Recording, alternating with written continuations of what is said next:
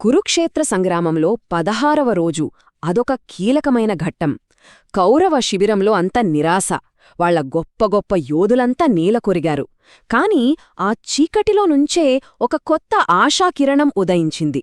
ఆ కిరణం పేరే కర్ణుడు. ఈ మాటలతోనే ఆ రోజు యుద్ధం మొదలైంది. నీరసపడిపోయిన తన సైన్యాన్ని చూసి దుర్యోధనుడు వాళ్లలో స్ఫూర్తిని నింపడానికి ఇలా అన్నాడు: యుద్ధంలో గెలిచినా వీరమరణం పొందినా రెండూ యోధుడికి ఆనందమే అని వాళ్లకి గుర్తుచేశాడు. భీష్ముడు, ద్రోణుడు ఇలాంటి పెద్ద పెద్ద మహారథులంతా నేలకోరిగారు. ఇంకేముంది, కౌరవ సైన్యం ఆత్మవిశ్వాసం మొత్తం పడిపోయింది. ఆ సమయంలో దుర్యోధనుడు తన చివరి అస్త్రంగా కర్ణుడిని సైన్యాధిపతిగా నియమించాడు. అర్జునుడికి సరిసాటి యోధుడైన కర్ణుడి నాయకత్వం కౌరవులకు కొత్త ఊపిరిపోసింది. ఒకవైపు కర్ణుడు తన సైన్యాన్ని మకరవ్యూహంలో నిలిపాడు. అంటే అచ్చం ఒక సముద్ర రాక్షసిలాగా శత్రువుల్ని లోపలికి లాక్కొని చుట్టుముట్టి నాశనం చేసే భయంకరమైన పన్నాగమది. దానికి పోటీగా పాండవులు అర్ధచంద్ర వ్యూహం పన్నారు. ఇదొక రక్షణాత్మక వ్యూహం. శత్రువుల్ని లోపలికి రప్పించి రెండు వైపుల నుండి దాడి చేయడానికి వీలుగా ఉంటుంది. సూర్యోదయం కోసం ఈ రెండు వ్యూహాలు ఎదురుచూస్తున్నాయి. సూర్యుడి మొదటి కిరణం భూమిని తాకిందో లేదో వేల శంఖాలు ఒక్కసారిగా మోగాయి. ఆ శబ్దానికి కురుక్షేత్ర గగనమే దద్దరిల్లిపోయింది. ఆశ, పగ, ప్రతీకారాలతో రగిలిపోతున్న ఆ సైన్యాలు ప్రళయకాల సముద్రాల్లా ఒకదానిపై ఒకటి విరుచుకుపడ్డాయి. 16వ రోజు మహాసంగ్రామం మొదలైంది. యుద్ధం మొదలైంది. ఇక అంతే. యోధులంతా తమ తమ ప్రత్యర్థుల కోసం వెతుకులాటం మొదలుపెట్టారు. రక్తపాతం మొదలైంది. పాండవపక్షాన ఉన్న సాత్యకి చాలా గొప్ప యోధుడు. అతను ఏకంగా ఇద్దర్నీ ఎదుర్కోవాల్సొచ్చింది. వాళ్లే అవంతి రాజులు, విందుడు మరియు అనువిందుడు, అన్నదమ్ములు. ఒకడికే ఇద్దరు. చూట్టానికి ఇది అసమాన పోరాటమే.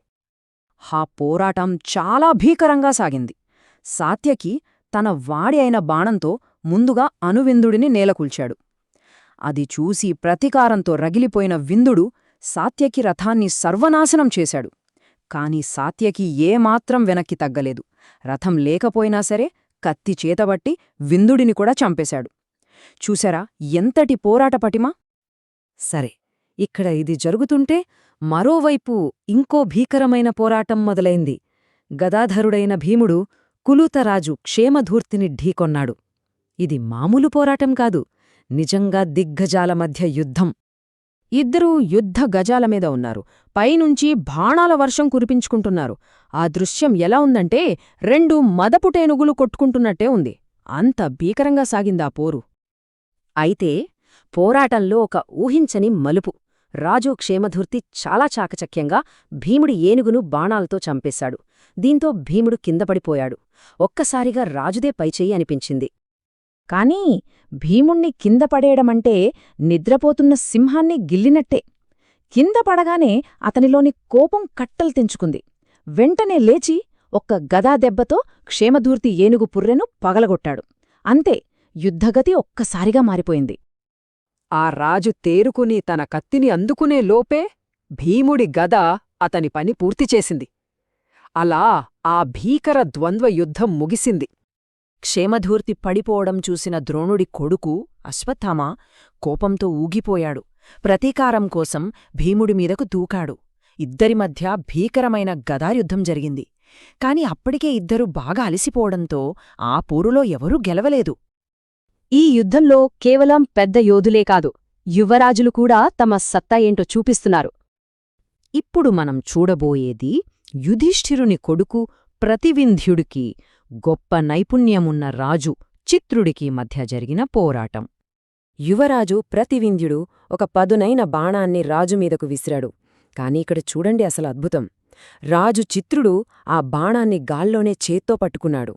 అంతేకాదు, అదే బాణాన్ని తిరిగి యువరాజుమీదకే విసిరాడు. ఇది మామూలు విషయం కాదు, యుద్ధకళలో అసాధారణమైన నైపుణ్యం. ఆ అవమానానికి ప్రతివింధ్యుడికి పట్టరాని కోపమొచ్చింది. వెంటనే ఒక బల్లాన్ని తీసుకుని సర్వశక్తులు ఒడ్డి రాజు గుండెల మీదకు విసిరాడు. ఆ దెబ్బకి రాజు కవచము కూడా బద్దలైపోయింది. అంత అనుభవమున్న రాజు కూడా ఒక చిన్న యువరాజు నుండి ఇంతటి ప్రతిదాడిని ఊహించలేకపోయాడు. ఆ బాలుడి పరాక్రమానికి ఆశ్చర్యపోతూనే ప్రాణాలు వదిలాడు. ఇక ఇప్పుడు అస్సలు సిసలైన తుఫాను, పాండవుల అస్త్రం, అర్జునుడు రంగంలోకి దిగాడు.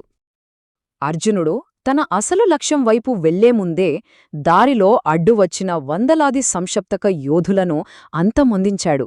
ఇది కేవలం ఆరంభం మాత్రమే. అర్జునుడి ప్రతాపాన్ని చూసిన శ్రీకృష్ణుడు అతనికొక సలహా ఇచ్చాడు. ఈ సంక్షప్తకులతో సమయం వృధా చేయకుండా పాండవ సైన్యాన్ని నాశనం చేస్తున్న రాజు దండధారుడిని ఎదుర్కోమని చెప్పాడు. అర్జునుడి దాడి చాలా వ్యూహాత్మకంగా సాగింది. అతను నేరుగా రాజుమీదకి వెళ్లలేదు. ముందు అతని ధ్వజాన్ని కూల్చాడు. తర్వాత విల్లును ముక్కలు చేశాడు. అతని ఏలుగును, సైనికులను చంపేసి రాజును పూర్తిగా ఒంటరిని చేశాడు.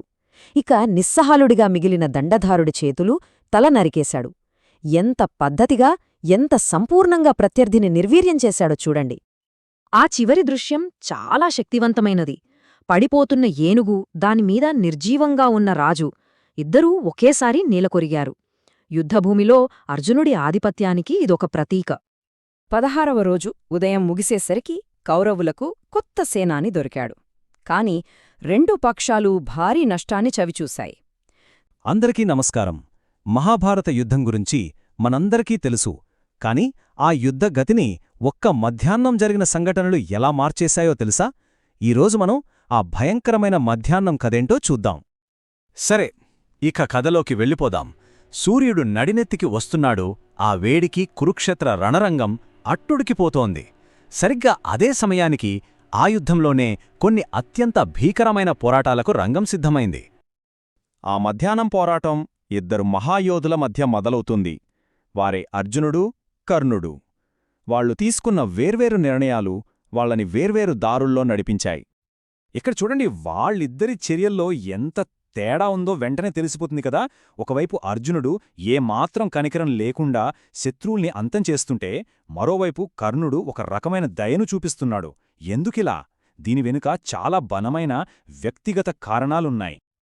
కర్ణుడి ఆ దయ, అది బలహీనత కాదు. అది తన తల్లి కుంతీదేవికి ఇచ్చిన మాటను నిలబెట్టుకోవడం. ఆమె కొడుకులందరినీ చంపనని ప్రమాణం చేశాడు. అందుకే నిరాయుధుడైన నకులుణ్ణి వదిలేశాడు. తన శపథాన్ని గౌరవించాడు. అదే సమయంలో అర్జునుడు తన గురుపుత్రుడైన అశ్వత్థామను ఎదుర్కొన్నాడు. తన అసాధారణ యుద్ధ నైపుణ్యంతో అశ్వత్థామను కాసేపటికైనా సరే యుద్ధభూమి నుంచి వెనక్కి తరిమికొట్టగలిగాడు. కాని ఆగండి, కథ ఇక్కడితో అయిపోలేదు. అశ్వత్థామ మళ్లీ యుద్ధరంగానికి తిరిగి వస్తాడు. అలా రావడం ఆ రోజు జరిగిన అత్యంత విషాదకరమైన కాని అద్భుతమైన ద్వంద్వయుద్ధాలలో ఒకదానికి దారితీసింది. అశ్వత్థామ ఈసారి ఎదుర్కోబోయేది పాండ్యరాజు మలయధ్వజుడిని.